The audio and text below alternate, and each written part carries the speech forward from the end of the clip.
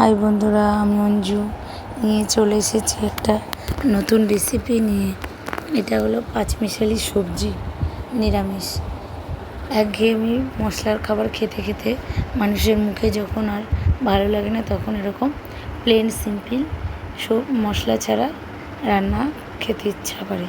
এটা ভীষণ উপকারী, সবাই খেতে পারবে, ছোট বড়, কোনো ক্ষতি নেই।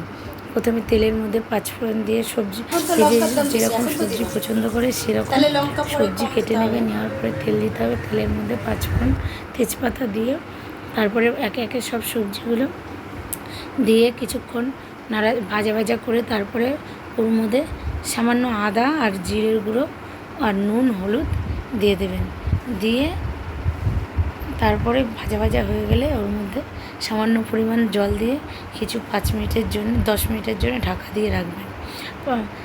ঢাকা দেওয়ার পরে 10 মিনিট বাদে এসে দেখবেন যে সবজিটা ঠিক আছে কি না, নরম হয়েছে কি না।